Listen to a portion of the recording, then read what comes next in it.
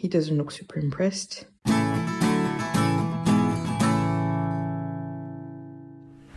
Hey, so I want to come back to update you on Milo's coat because I actually have more fabric, so I'm going to make a second one. I just wanted to give a little feedback on the first one because it wasn't made out of actual raincoat material, it was just a waxed fabric, and I just want to say he's gone under quite a heavy rain. I think it was a big half-hour walk, so yeah, let's say like half an hour. Okay, so the camera was flashing at me, so I went to check that everything was fine, and no, I don't know where I was anymore, but I think I had just said I took this coat, which is not a proper, fully waterproof fabric, it's only waxed fabric, and it went under at least 30 minutes really heavy rain, and it worked really well. Milo was dry afterwards. It was really awesome because if you have a corgi, if you know corgis, they have this double coat which really soaks up the water. If you don't actually dry him with an air dryer, it stays wet all day. It's really annoying. So this has already been really appreciated. Now, two things.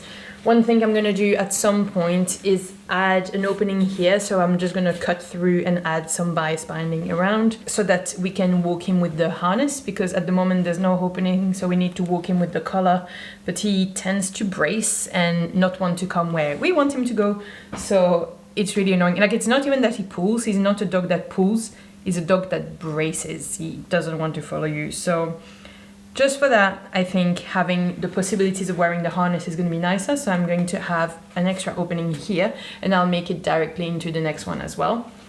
But you might remember from the first video, I had measured him 15 centimeters longer than the pattern, and I made this actually 10 centimeters longer, and I should have done 15. Most of the time, you can see him here. So his neck is here, and the pattern arrives kind of like, surprise, 5 centimeters lower, so a bit at the base of his neck. It doesn't look, I mean, it's fine because there's the collar piece, so the collar piece kind of sits at the base and helps, but it's gonna be nicer to have it at the right size. What I want to try with him now is actually, if this is longer from 5 centimeters and this actually sits with the shoulder line on his shoulders, I'm wondering if the front piece isn't going to be too long, and if the front piece, which I had originally lengthened by 5 centimeters, shouldn't go back to the original size. Because if the shoulders come forward, then this bit should not get too long, otherwise it's gonna tie really far back. So I'm going to see all this. And by the way, I have, just a side note, I have 2 sewing notebooks. This one is my working notebook, so what I write all the measurements and all of my thoughts and everything while I'm working. And then I have my clean notebook, in which at the end of the process I write all the modifications I've made and the sizes and everything. This way, if in the future I want to go back and know what I did in this or this pattern, I can find everything in the, sorry, I don't know if I was looking in the right place beforehand. I'm sorry if it looked like I was looking, whatever. So in my clean notebook, I write the final work in a clean way, in a way that Noémie in 5 years can understand what's happening. So just so you know, that's what the notebook is. So Milo, if you don't mind, we're gonna just try this on again. He's generally very patient. If you don't mind putting your head through. Oh my god, he just wants to play with his croco. What I have done now is not attached the leg bits. This way this just falls like this. I don't know. Why isn't it falling? Yeah, I think it's probably right that I should, because at the moment, if I make it fall nicely on his shoulders, this bit here, the elastic is here, which is really far back. So I'm gonna make this piece in the original size it was planned for, and the back piece I'm gonna make 15 centimeters longer than the pattern. Oh my god, he looks so cute.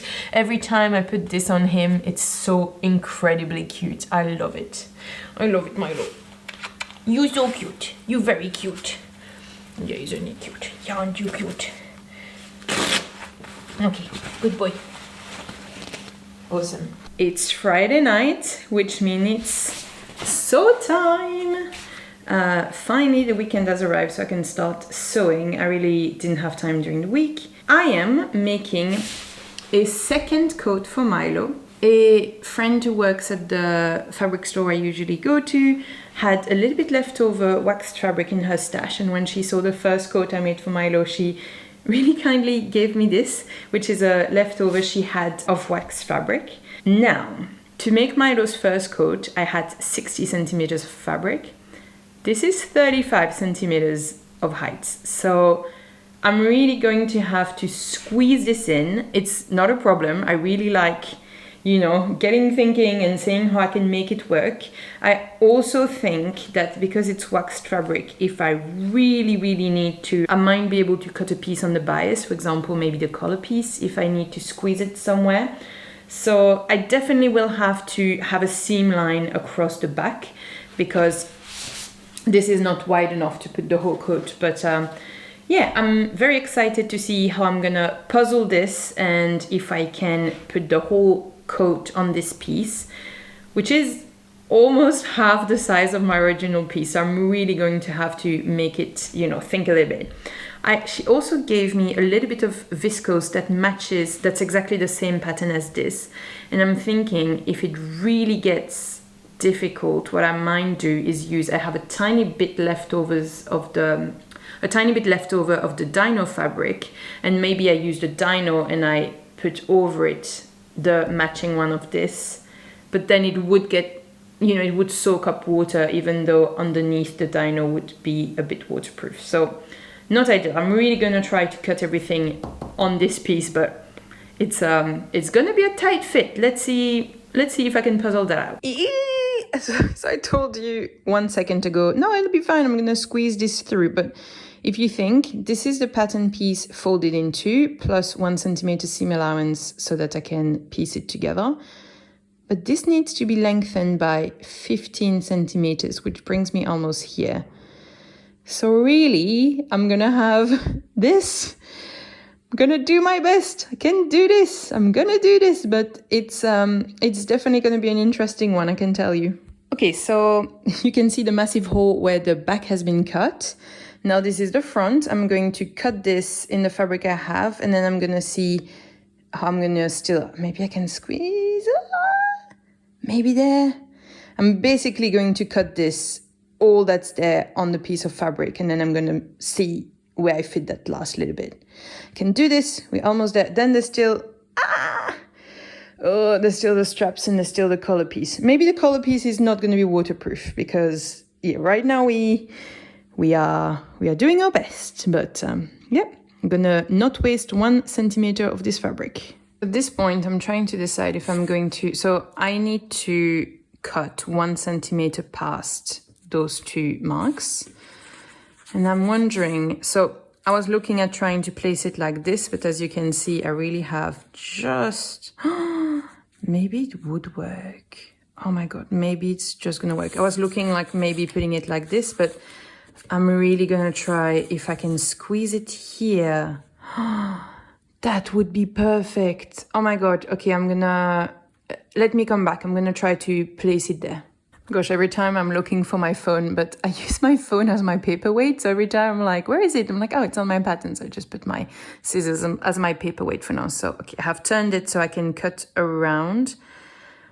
Honestly, I think I'm cutting it a bit fine, but I just thought it's just strap. If I miss a millimeter, no one's gonna die. I'm very proud of the way I managed to use this, because here, like obviously I'm wasting a bit here, but that might still be used for the straps or the collar or something. But here, I just can't go further, I can't cut this more fine than that. So so I'm very proud of this. I'm quite impressed. Okay, so I just have the two straps left. I'm like, can I still piece this? No, really, I can't. I'm really like, maybe there's a way. No, I mean, I'm gonna give up. This two pieces are just the little strap with the Velcro on top. So there's still the whole strap on the side is still in the waterproof shell fabric. But so I'm actually going to do those two straps in the lining fabric I have.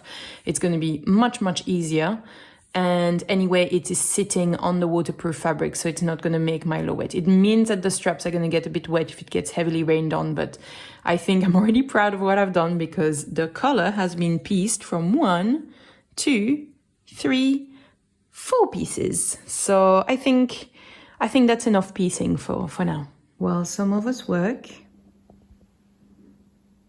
Some of us don't work. It's good to know that he is appreciating all my hard work for his raincoat, right? Right?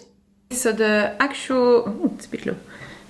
Okay, so the actual sewing, I'll get to do that tomorrow. I'm actually going to cut another project that you might see in another video, and then I'm going to maybe start cleaning. I was supposed to start cleaning the house, but it's almost 10 p.m. and I still want to cut another project.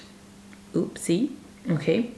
I have decided to also cut some interfacing for the straps because I thought this viscose, obviously a viscose is a little bit softer, and I'm just thinking with the strap, you do put a little bit of pressure on that fabric, you know, like opening it and closing it. So I just wanted to reinforce it because on the blue coat, it's the wax fabric, but that's a little bit sturdier as a fabric. So I just decided that I would interface, and I have cut everything, and I had the piece of fabric was a bit wider for the lining in the viscose, so I actually managed to cut everything without having to do any crazy piecing, so that was very nice. So I have all of my pieces, and whenever I have time this weekend, I mean this weekend's very busy, so we'll see when that happens, but when I have time I'm ready to make Milo's second coat. So I'm back with Milo's first coat. We realized while putting him on, actually, there's no opening for the harness in the original pattern, and Milo braces a lot, so it's really nice to have a harness on him. So I put the coat back on, and I kind of saw where the harness opening should fall. And because this is a bit short, this falls a bit low on his shoulders, so the harness opening is actually right at the top. On the next coat I'm going to make, I assume it's going to be more like here. So yeah, so I have cut through literally everything, and I've prepared some bias in the same fabric, and I'm going to sew the bias binding on, and that's going to be it. Very easy fix. Oops, I might have done this a little bit too much like a cowboy, but to be fair on him, I mean, it's going to be totally fine. But if you look up close, it was quite bulky in the corners, but I know there's a better way to do bias binding corners. Oopsie. And that's on the inside. Sometimes I'm just like, whatever works. I just want to be efficient and keep moving. But this could probably have been neater. I'm going to try to make it neater on the next coat. I'm not sure if the next one I'm going to do bias binding because there's a seam in the middle. So I'm maybe going to be able to not do the bias binding. But at the same time, I think it's going to be good to reinforce it. So we're going to see. But yeah, not the neatest, but that's going to be fine on him. At least I feel like having done it this way, it's going to be very sturdy, and that even if there's pressures in the upper corner and the bottom corner, it's really going to be really solid and really fine. So that's a good thing. Don't look at the stitching too much though. Yes, I was sewing in my PJs. It's Saturday morning, but like, to be honest, when I look at tutorials for those inner corners, which are, it seems much harder than the outer corners with bias binding, the tutorials show it on like quite big pieces of fabric that you can move and open. Here I can't just like open it and make it lie flat because it's already a 3D structure. So I'm not saying that I've done a really neat job, but I think that with the circumstances, it's not so bad. Okay, Milo's back from the park, so he's panting quite a bit, but here we are. Very efficient. That's exactly what we wanted. Yay. What do you say, Milo? You like it? Brilliant. So as you can see here, I have interfaced both sides of the straps. This way the straps that I had to cut in the viscose are going to be nice and sturdy. I have also pieced the collar in the 4 different pieces that are not at all symmetrical, but I had to do what I had to do. I've also pieced the front in the 4 different pieces. Those ones are symmetrical. It's a little bit more enjoyable to look at. And then I have pinned the lining to the shell fabric, but as you can see, I have quite a lot of excess fabric on the lining. So I have kind of made a rogue dart.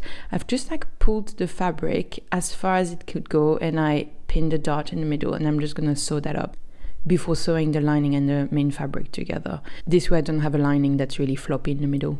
Moving along, I have the back and front put together. Sorry, you can't see anything. The back and front are put together. I have the Velcro already all in place.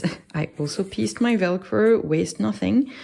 So all I have left is to add the color. You can't see it because it matches so well. Is to add the color. And then we are ready. And yeah, very excited to see how this is going to look. Yeah, and I wanted to show, I've just, you know, I love a good top stitching. So I've just top stitched all of the edge, and I think that makes it look so crisp. It makes everything lie so flat. So I do love a good little top stitching. Sorry, I hope I'm not moving too fast and making you dizzy. Yeah, love this. I was so excited. I was like, I've just finished. Woo, Milo's coat's finished. We off to the fabric store because yes, I want to go to the fabric store to show him off in his coat. And then I realized I forgot the back hole for the harness, and he's never gonna want to walk if I don't have the harness properly fitted. With the other coat, I tried to put the harness on top of his coat, and honestly, I couldn't feel anything wrong. It didn't feel tight, but he wouldn't do one step. So clearly it wasn't working for him. So now I still need to make the bias binding, and also to know where exactly I need to do the cut. I need to move. This beast? Gonna have to wake him up for him to try on his coat. He's gonna hate me. And I'm really going against the clock at this point because I want to get to the fabric store. I also need to pick up something for my mom's. I'm making one of those Uniqlo bags for my mom's. And yeah, we need to get there before the shop is shut. So trying it on, putting the coat on, putting the bias binding, and we're off. I realized I had not tried this on. Oh, sorry, Milo. He looks like he hates me. He's so tired. So I had not tried this on at all. And yeah, the length is really good. Comes much higher on him here. Oh, you're so good, Milo. This dog is so patient. I've made the neck opening a bit smaller. It looks like it looks good. Oh my God, look at this. Look at him. Oh my God, it's gonna look so good. And we're gonna go to the fabric store, showing your new coat. Okay, just gonna mark where the opening for the harness is and get going because we are against the clock. Not gonna lie, it feels a bit big on the sides for some reason, but at this point, it's done, it's turned over, that's gonna be how it is. Need to move forward. We want to get to the fabric store before it shuts, so let's go. Oh my God, I felt like in the sewing bee when you're sewing against the clock, and I have to say the bias is, that's not so neat. I'll show you the other side. This is much neater than the previous one.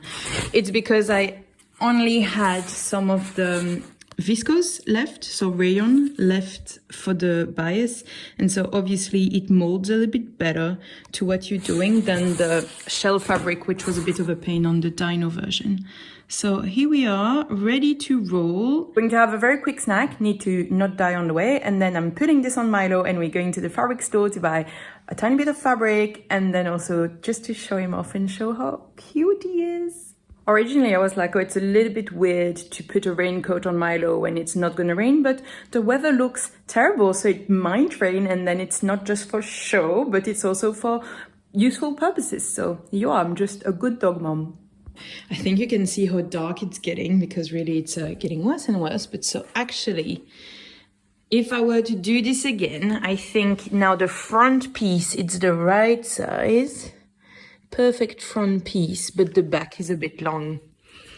Really goes over his bum really far, I find. I mean, I'm gonna see how it goes on the walk. He doesn't look super impressed.